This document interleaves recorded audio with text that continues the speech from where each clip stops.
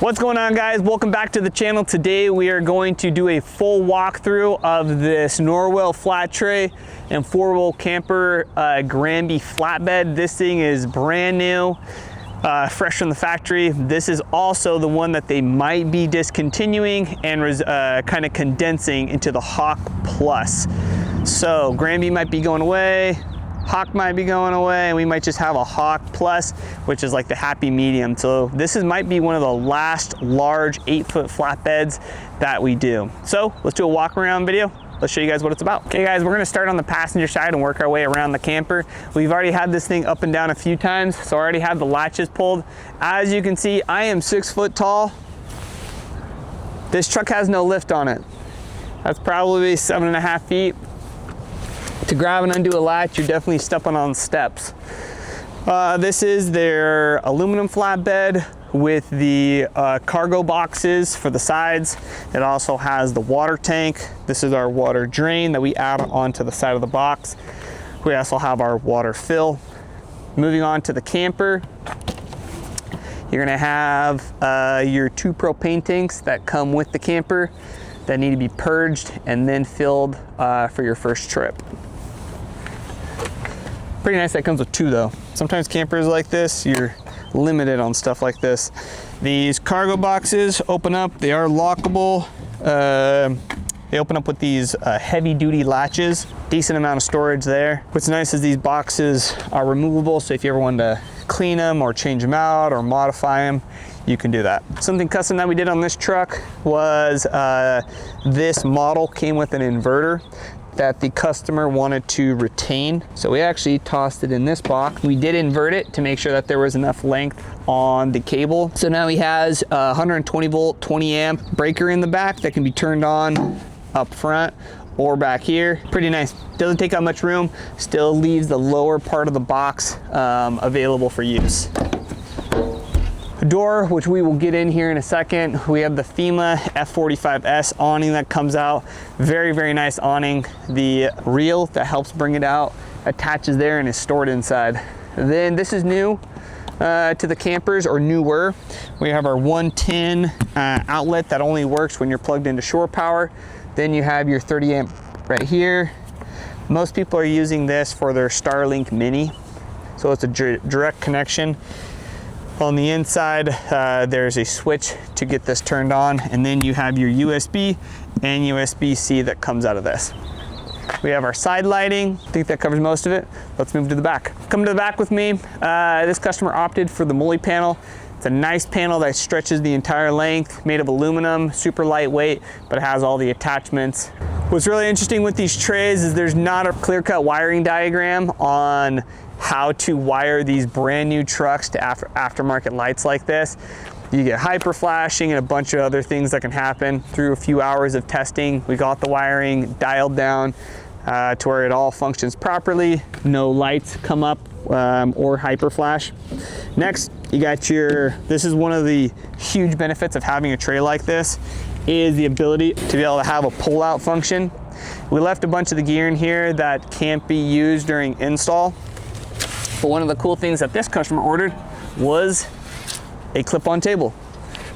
And this table, literally, you toss it in here, goes underneath. You can put stuff on it. Chefing it up. Fun little attachment that you can then toss back in the drawer and use for later. He also got the tire carrier mounts and a few other accessories, but overall this drawer is probably 4.5 feet long, 2.5 feet wide, about 8 inches, 6 to 8 inches deep, so it has the capability of storing a lot of gear. We relocated his factory backup camera, reinstalled his factory spare. What's interesting is this customer requested to keep the stock bumper because he wanted to keep as many sensors as possible. The 2 sensors that we did have to eliminate were in his taillights. We're still trying to figure that out. We've thought about getting creative in 3D scanning this entire part right here and relocating them inside the bumper, but we don't know, we'll see. All the factory sensors are still there. We also kept his tailgate sensors and a few other ones. So really the only sensors that he's not getting are the ones out of the taillights. And I think that's it for the rear on anything kind of interesting. So we'll move over to the driver's side. Starting in the back here, this is our external solar panel. So let's say you're parked in the shade. With a camper like this being dark, they can get hot, so parking in the shade is kind of nice. From this, you can toss out a 20-foot extension cable. We highly recommend Overland Solar's layout panels. I put it out in the sun, roll it back up, toss it back in the camper. That's where this plugs into. You have your down lighting, and then right here is your external propane ports and your shower, window, fridge exhaust. This is your shore power plug-in. This is your gray water drain. There is no gray water tank, so this is what you connect typically onto some box or some container that your gray water will drain into. Then you have your city water to connect to water, or how to fill your freshwater tank, and then of course your water heater. Love these things. Got your exhaust, and then your last drain here to drain your freshwater tank. This is your new gas tank. They give you a special cap that is lockable just because there's no cover on it, and the lock, instead of preventing it from turning, it just free spins, so you can't actually get a hold of it until get the key in there, turn to the left, locks it in, or apply some sort of locking mechanism. It gives it pressure so you can pull the cap. We got our two boxes, exactly the same, driver to passenger. Got one in the back. There is nothing in this one, just your regular box. Now that we've done an entire walkthrough of the outside, let's make sure all 6 latches are released, and let's jump inside the camper.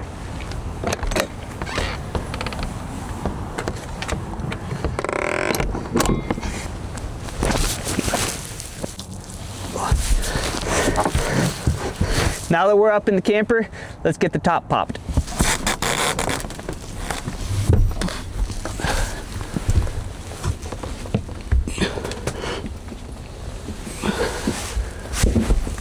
Now that we're on the inside, the first thing I had to do is we gotta get the power going.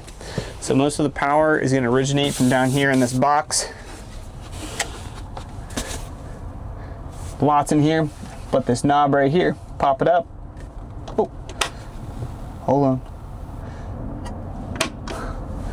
I wanted the friggin' lights to turn on, but they're not gonna turn on immediately, I guess. Dang, there's a lot to go over in this camper because it's pretty dang nice. We'll start in the back.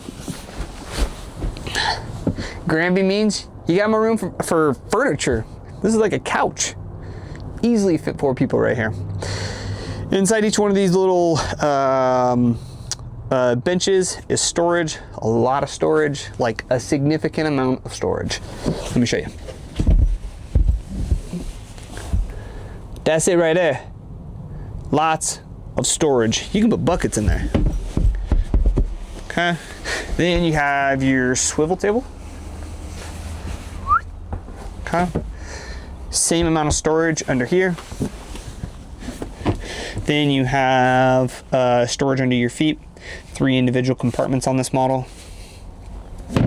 Those are probably, what, 4 inches deep. Then we're just gonna move this way. You got the thermal pack over the windows. You have curtains. This is your pop-up mechanism. It comes with a mirror. Dual fans. This thermal pack, I honestly don't recommend a camper unless you get the thermal pack. Unless you're straight summer camping, the thermal pack is so nice. Not only does it keep out the light, but during any weather you're in, whether it's hot or cold, it's gonna help you create that difference in temperature, so it's more comfortable in here. So if it's hot outside, it's easier to keep cool. If it's cold outside, it's easier to keep warm. 2-burner stove. Got your sink. Whoa, that's a deeper sink. Most of the slide-ins got a much shallower sink. That sink's probably 10 inches deep.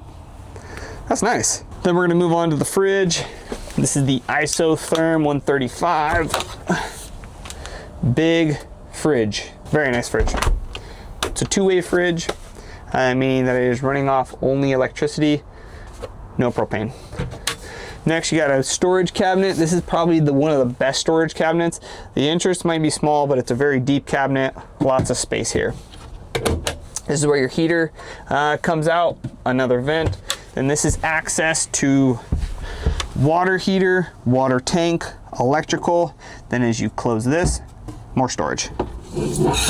This pulling out Customer is gonna be here and probably, let's not even watch.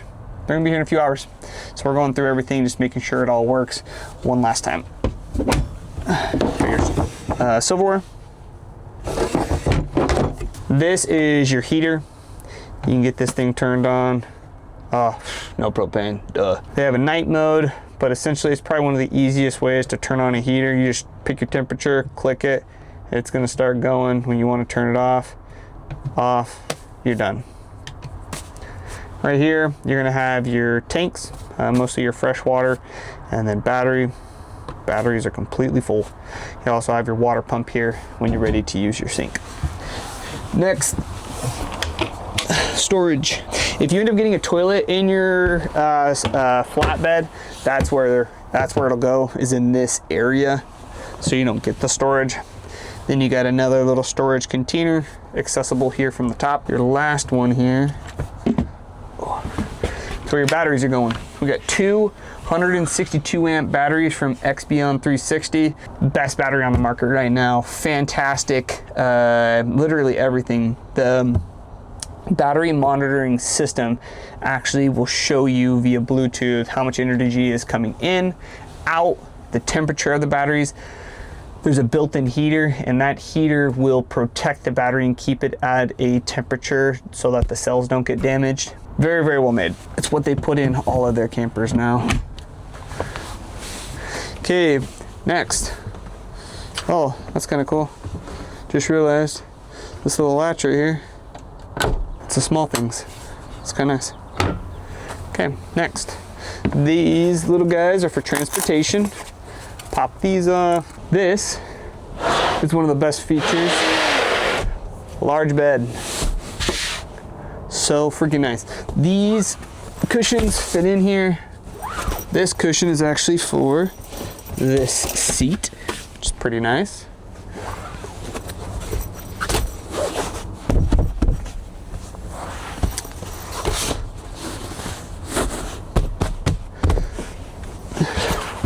The reason that there's pressure to be able to put them in is that when you're sleeping, you don't want to be falling in between the cracks.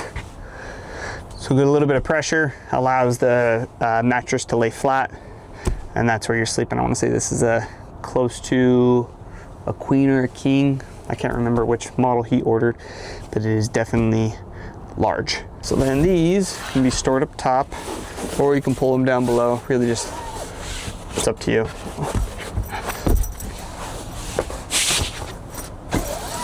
Then the bed just slides back in. When we're talking about the awning, this is the awning pole. This thing just pops off. Stick it up in the awning. This part changes like that. Then it allows you to retract and extend the awning for use. The only thing in addition that you can get for this camper is a red arc system, which if you do get the red arc system, it goes right here. And basically everything in the camper is controlled via that unit, or at least virtually almost everything. It Bluetooths to your phone and really monitors the entire system as a whole. Not completely necessary, but it is a nice thing to have. The only downside to it is if you want to turn on any of the lights, you have to go to the red arc and turn it on versus just hitting the light itself. Oh, another cool feature about the lights that they just changed over only a few months ago. So black is on and off. The orange button is actually amber. If you go white, or if you go black then orange, it gives you like a softer light. And then if you click orange again, it goes back to the white. Then you can do complete amber, and then push the black and it gives you that orange white. Wow, all three settings dim. That's pretty sweet. Now, however you leave the lights when you turn off the power is how they will stay on when you re-engage the power. Turn it off.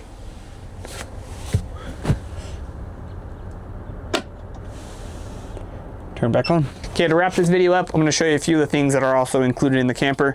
This is your external propane port attachment. So the propane port was on the driver's side.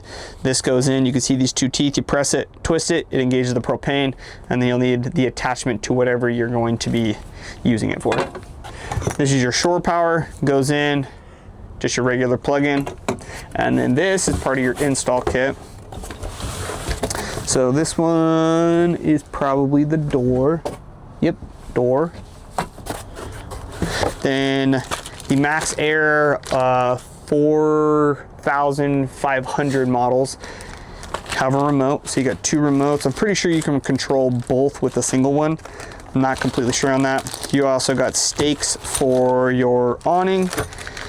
You have a pressure module to make sure that the PSI that enters the system of the camper doesn't exceed, I think, 30 PSI. 50, this one's 50. If it's too much, it'll blow a line inside the camper, which is something you don't want.